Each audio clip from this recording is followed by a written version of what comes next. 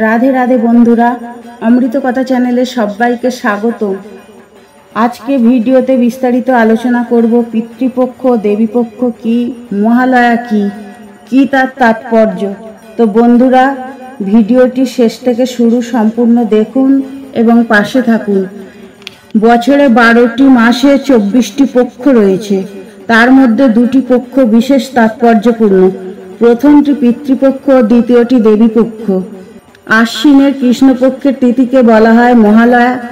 এই কৃষ্ণপক্ষকে বলা হয় অপরপক্ষ বা পিতৃপক্ষ। পিতৃপক্ষে স্বর্গত পিতৃপুরুষদের উদ্দেশ্যে পার্বণ, শ্রাদ্ধ, তর্পণ করা হয়। যমালয় থেকে মর্তলোকে এ সময় পিতৃপুরুষেরা আসেন। তাদেরকে তৃপ্ত করার জন্য তিল, জল দান করা হয় এবং তাহাদের যাত্রাপথকে আলোকিত করার জন্য উল্কা দান করা হয়। মহাভারতে বলা হয়েছে যে মহাবীর কর্ণের আত্মা স্বর্গে গেলে সেখানে তাকে খেতে দেয়া হয় শুধুই সোনা আর ধনরত্ন। ব্যাপার কি? কর্ণ জিজ্ঞাসা করলেন যমরাজকে। যমরাজ বললেন, তুমি সারা জীবন সোনাদানাই দান করেছ, পিতৃপুরুষকে জল দাওনি, তাই তোমার জন্য এই ব্যবস্থা। কর্ণ বললেন, আমার কি দোষ? আমার পিতৃপুরুষের কথা তো আমি জানতে পারলাম যুদ্ধ শুরুর আগের রাতে। মাতা কুন্তি আমাকে এসে বললেন আমি নাকি তার ছেলে। তারপর যুদ্ধে ভাইদের হাতেই মৃত্যু হলো। পিতৃতর্পণের সময়ই তো পেলাম না। যমরাজ বুঝলেন কর্ণের দোষ নেই, তাই তিনি কর্ণকে 15 দিনের জন্য মর্তে ফিরে গিয়ে পিতৃপুরুষকে জল ও অন্ন দিতে অনুমতি দিলেন। যমরাজের কথা মতো এক পক্ষকাল ধরে কর্ণ মর্তে অবস্থান করে পিতৃপুরুষকে জল অন্ন দিলেন। তার পাপ স্খলন হলো এবং যে পক্ষকাল কর্ণ মর্তে এসে পিতৃপুরুষকে জল দিলেন সেই পক্ষটি পরিচিত হলো পিতৃপক্ষ নামে। এই অমাবস্যার পিতৃপক্ষ সেরে পরের পক্ষে দেবী পূজায় প্রবৃত্ত হতে হয়। তাই দেবী পূজার পক্ষকে বলা হয় দেবীপক্ষ বা মাতৃপক্ষ। মহালয়া হচ্ছে পিতৃপক্ষের শেষ দিন এবং দেবীপক্ষের শুরুর পূর্ব দিন। পিতৃপক্ষের আত্মসংযম করে দেবী পক্ষের শক্তি সাধনার প্রবেশ করতে হয়। দেবী শক্তি আদিশক্তি, তিনি সর্বভূতে বিরাজিতা।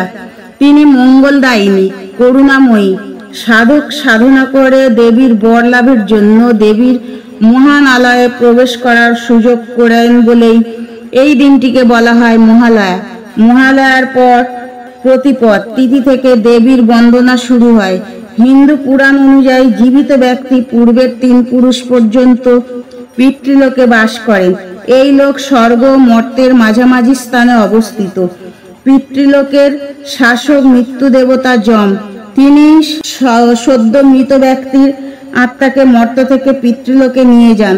পরবর্তী প্রজন্মের একজনের মৃত্যু হলে পূর্ববর্তী প্রজন্মের একজন পিতৃলোক ছেড়ে স্বর্গে গমন করেন এবং পরমাত্মায় লীন হন এবং এই প্রক্রিয়া তিনি শ্রাদ্ধানুষ্ঠানের ঊর্ধ্বে উঠে যান।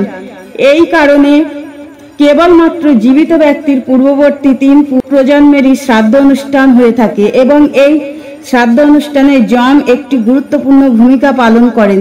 কি হিন্দু কাব্যগ্রন্থ অনুযায়ী সূর্য কন্যা রাশিতে প্রবেশ করলে পিতৃপক্ষ সূচিত হয়। লোকবিশ্বাস অনুযায়ী এই সময় পূর্বপুরুষগণ পিতৃলোক পরিত্যাগ করে তাদের উত্তর পুরুষদের গৃহে অবস্থান করেন। এরপর সূর্য বৃশ্চিক রাশিতে প্রবেশ করলে তারা পুনরায় পিতৃলোকে ফিরে যান। পিতৃগণের অবস্থানের প্রথম পক্ষে হিন্দুদের পিতৃপুরুষগণের উদ্দেশ্যে তর্পণাদি করতে হয়। মহালয়ার পক্ষের 15টি তিথির নাম হলো প্রতিপদ, দ্বিতীয়া, তৃতীয়া, চতুর্থী, পঞ্চমী, ষষ্ঠী, সপ্তমী, অষ্টমী, নবমী, দশমী, একাদশী, দ্বাদশী, ত্রয়োদশী, চতুর্দশী ও অমাবস্যা। হিন্দু বিশ্বাস অনুযায়ী যে ব্যক্তি তর্পণে ইচ্ছুক হন তাকে তার পিতার মৃত্যুর তিথিতে তর্পণ করতে হয়। তো বন্ধুরা, ভিডিওটি আজ আমি এখানেই শেষ করলাম। ভিডিওটি ভালো লাগলে লাইক, কমেন্ট, শেয়ার এবং সাবস্ক্রাইব করতে ভুলবেন না। ভালো থাকবেন, সুস্থ থাকবেন। দেখা হবে পরবর্তী ভিডিওতে। ভিডিওটি সম্পূর্ণ দেখার জন্য আপনাদের অনুরোধ রইল।